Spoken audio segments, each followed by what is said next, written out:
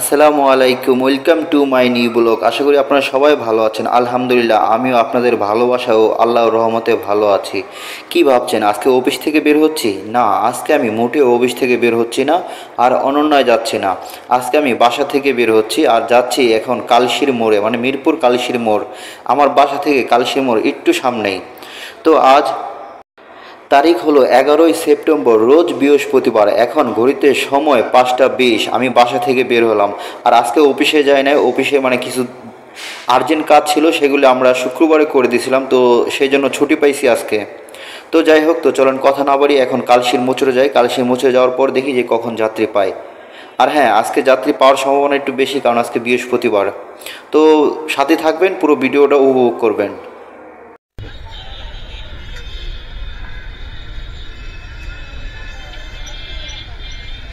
কতক্ষণ ধরে থাকবো এখানে বাসের লেগে বাস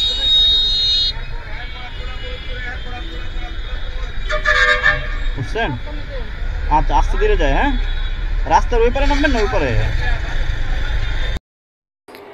আলহামদুলিল্লাহ, কালশি আসার সাথে সাথে এই আপাটা আসে। এই আপাটা এসে বলতেছে নতুন বাজার যাব কি না। মানে আমার সামনে আশেপাশে যেই গাড়িগুলি ছিল তারা কেউ নতুন বাজার যাবে না। আর কেন যাবে না সেটাও আমি বুঝি নাই। যাই হোক, তো ওনার থেকে ভাড়া চাইলাম 180 টাকা। উনি বলতেছে 150 টাকা দিবে। আমি বললাম আপা আর কিছু বাড়ায় দেন। উনি বললো ঠিক আছে 160 টাকা দিব। তো 160 টাকা এখন আমি ওনাকে নিয়ে যাচ্ছি নতুন বাজার। তো ধৈর্য সহকারে ভিডিওটা দেখতে থাকুন। আজকে আমি হাফ টাইম রাইড শেয়ার করে কত টাকা ইনকাম করি। আর আপনাদের কোনো ভাই ব্রাদার যদি রাইড শেয়ার করতে চায় তো অবশ্যই তাদের সাথে ভিডিওটা শেয়ার করুন। ভাই, এতক্ষণে বুঝলাম ওই আপাকে কেন কেউ নিয়ে আসে নাই। কারণ এইদিকে কুড়িল বিশ্ব রোডে নাকি গ্যাঞ্জাম চলতেছে, মানে রাস্তা অবরোধ করে রাখছে। তো ওই কুড়িল বিশ্ব রোডের গ্যাঞ্জাম পুরো আমাদের এই যে কালশি ইসিবি পর্যন্ত আইসা পড়ছে। এতক্ষণ ঠেলতে ঠেলতে এখন এই যে ব্রিজের উপরে আসলাম, আইসা দেখি যে মানে মানে পুরো রাস্তাটাই জ্যাম। তো এখন দেখি কি করা যায়। আর আসলে আমিও যদি জানতাম যে এই রাস্তা জ্যাম, তাহলে হয়তো এই আপাকে নিতাম না, অন্য কোথাও যাইতাম। যে জ্যাম না, মানে এই সাইডে আমি ঘুরতে পারবো না, ওদিকে গেলে ঘোরা যাবে না। বড় যার আপনার 1 মিনিট লাগবে যাইতে।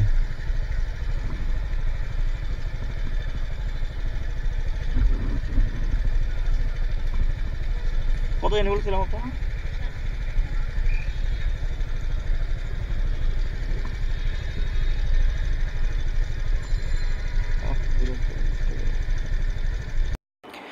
এই আপাকে নিয়ে আসতে আসতে প্রায় আমার 55 মিনিট সময় লাগছে। মানে আপাকে উঠাইছিলাম 5টা 25-এ, আর এখন ঘড়িতে সময় 6টা 20, মানে 55 মিনিট লেগে গেছে। মানে ওই দিক দিয়ে আমি না আইসা, আমি এই বনানী দিয়ে আইসা আমাদের অফিসের দিক দিয়ে আইসা আপাকে আমেরিকান এম্বাসির সামনে নামায় দিলাম।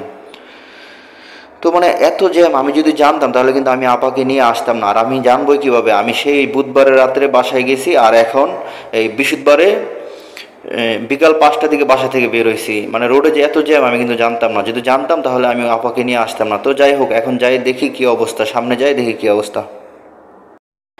আর হ্যাঁ, আপাকে নিয়ে আসলাম 8 কিলো রাস্তা, 8.5 কিলো রাস্তার মতো আসলাম, 160 টাকা পাইলাম। মানে আজকে একটু ঘুরে আসতে হয়েছে, তারপরে কিছু করার ছিল না। যাক, এখন দেখি কি অবস্থা, কখন যাত্রী পাই। আমার নিচ্ছে না বাড়ি, মানে রোডে, মেন রোডে বা বাসের নামে দিল চলেন। কত 130 টাকা দেন। রাস্তা প্রচুর জ্যাম না ভাই? কেউ কেউ আলহামদুলিল্লাহ, ওই আপাকে নামায় একটু সামনে আসতে, মানে আমি ভাবতেছিলাম গুলশান 2-এ যাব। গুলশান 2 কিন্তু আমার সামনে। তো আমি ভাবতেছিলাম যে গুলশান 2-এ যাব, তারপর যাত্রী নেব। কিন্তু এই রাস্তার ভিতরে এই ভাইয়াটা আমাকে বলতেছে ভাইয়া বনানী চেয়ারম্যানবাড়ি যাবেন। তো এখান থেকে বনানী চেয়ারম্যানবাড়ি কিন্তু বেশি একটা দূরে না, বড় জোর 2 থেকে 2.5 কিলো রাস্তা। তো আমি বললাম যাবো। তো উনি বললো ভাড়া কত দিতে হবে? আমি বললাম 130 টাকা দিয়েন। তো উনি দেখেন কোনো কথা না বলে কিন্তু 130 টাকা রাজি হয়ে গেছে, বনানী চেয়ারম্যানবাড়ি যাবে, মানে এইখান থেকে এখানে। মানে উনি বলতেছে ভাই আমি সেই কখন থেকে হাঁটতেছি, কোনো গাড়ি পাইতেছি না। আসলে মানে আমাদের মানে ঢাকা শহর এখন এমন হয়ে গেছে, দুদিন পরে পরে অবরোধ, দুদিন পরে পরে এই সমস্যা ওই সমস্যা, সাধারণ জনগণ ভোগান্তি। তো যাই হোক ভাই, এটা আসলে আমাদের বলারও অধিকার নাই। মানে এটা যদি বলতে যাই তাহলে অনেক সমস্যা, আর না বললেও পারি না। মানে যার যা সমস্যা, মানে রাস্তায় বের হয়ে যায়, 2 দিন পরে পর রাস্তা বের হয়ে যায়, রাস্তায় রাস্তায় ব্লক। মানে কি যে একটা অবস্থা। খুচরা বলতে কত ভাই? আল্লাহ, 500 টাকা নোট আছে কিনা সমস্যা। বাকি নেই আপনার কাছে? আমার দেখতে হবে ভাই। দেখেনি 200 200 300 এলাম 300 আর কত দিব জানো ভাই আপনাকে 70 না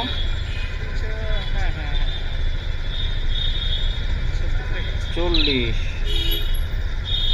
40 50 60 65 টাকা আছে ভাই 5 টাকা কম আছে কিন্তু আপনি তো আমার সব খুচরা ডিল হয়ে গেলেন গা এটাই তো সমস্যা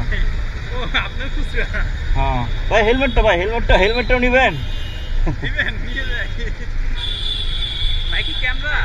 হ্যাঁ ভাই এটা ক্যামেরা আমাকে স্যার এদিকে আনেন আমাকে স্যার ভিডিও বানান নাকি হ্যাঁ ভাই হ্যাঁ ভিডিও রাইড শেয়ারিং এর ভিডিও করি তো ওকে ভাই ওকে ভাই আল্লাহ এই ভাইয়াটাকে নিয়ে আসতে আমার সময় লাগছে 12 থেকে 13 মিনিট আর ভাড়া পাইলাম 130 টাকা মানে 135 টাকা পাইলাম মানে ভাঙতে ছিল না তো 5 টাকা বেশি নিতে হয়েছে যাক আমারও কিছু করার ছিল না আর ওনারও বলেছে যে সমস্যা নাই দেন তো 3 কিলো রাস্তা বড় জোর এখানে 2.5 কিলো রাস্তা আইসে ভাড়া পাইলাম 130 টাকা পার কিলো মানে এখানে 40 টাকা উপরে বসে যাক আলহামদুলিল্লাহ এখন আর আমি এখানে 1 মিনিটও দাঁড়াবো না এখান থেকে ডাইরেক্ট চলে যাবো বনানী 11 নম্বর রোডে এখান থেকে বনানী 11 নম্বর রোড বড় জোর 200 গজ হবে ওই ভাইয়াকে নামায় আমি সোজা চলে আসি বনানী 11 নম্বর রোডের মোড়ে তারপরে এই আপুটা আসে এই আপুটা যাবে মিরপুর তো ওনার থেকে ভাড়া চাইলাম 250 টাকা উনি বলতেছে ভাইয়া 250 টাকা ভাড়া একটু বেশি হয়ে যায় না একটু কম নিলে হয় না তাই আমি বলতেছি ভাইয়া আজকে তো পুরো রাস্তায় জ্যাম তো আজকে আমি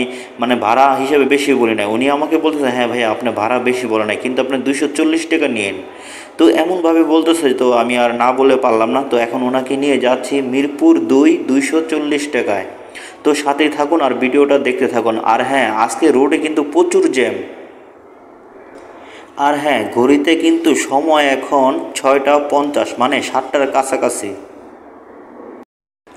বাসা থেকে 5:20 বের হয়েছিলাম আর এখন 6:50 মানে 1.5 ঘন্টায় 2টা টিপ শেষ করলাম আর এই 3 নম্বর টিপ ধরলাম তারপরে দেখি আপুকে নামানোর পরে দেখি কি অবস্থা হয়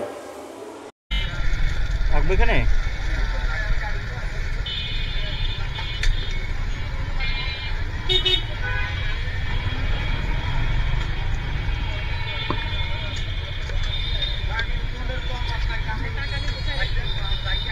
জি আপু হ্যাঁ ভালোই ওকে আপু ধন্যবাদ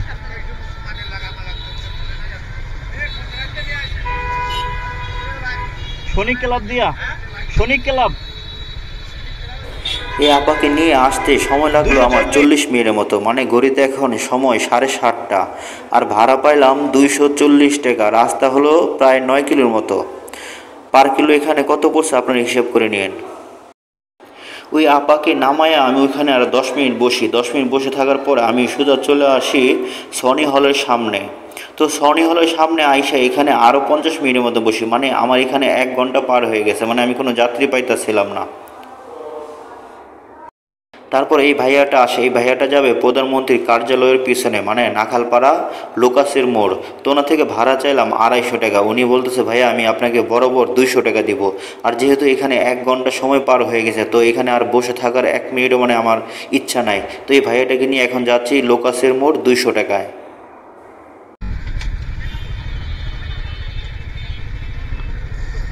রাখতে পারবেন আমি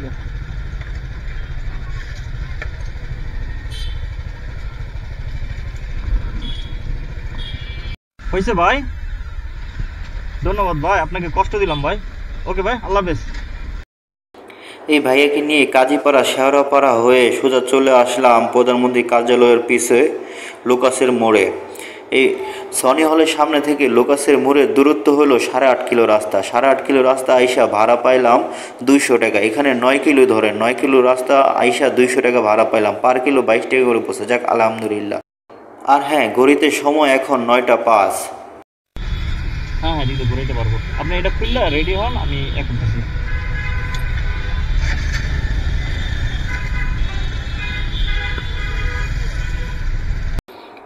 লোকাসের মোড় ওই যাত্রীটাকে নামায় আমি সোজা চলে যাই জাহাঙ্গীর গেট যাই ওখানে 10 থেকে 12 মিনিট দাঁড়াই তারপরে এই ভাইয়াটা আসে এই ভাইয়াটা যাবে শান্তিনগর তো শান্তিনগর যাবে ওনার থেকে ভাড়া চাইলাম 230 টাকা কিন্তু উনি আমাকে 180 টাকা দেবে 180 টাকার উপরে দেবে না তো যেহেতু এখন মানে অলরেডি 9:20 থেকে 25 বাজে তো রাস্তাঘাট তেমন একটা খালি তো এখন ওই ভাইয়াটাকে নিয়ে যাচ্ছি 180 টাকায় শান্তিনগর আর আজকে রোডে অনেক টিপ, যেখানে যাচ্ছি সেখান থেকে মানে খালি আসতে হয় না, মানে শুধু মিরপুরে গিয়ে বসেছিলাম কিছুক্ষণ।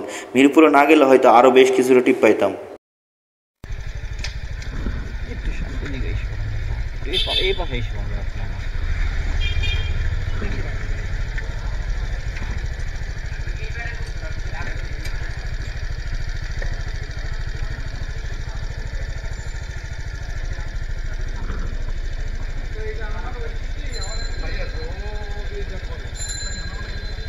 ভাইয়া আমার কাছে তো 200 টাকার নোট, দুইটা 100 টাকা নিতে পারবেন এখান থেকে?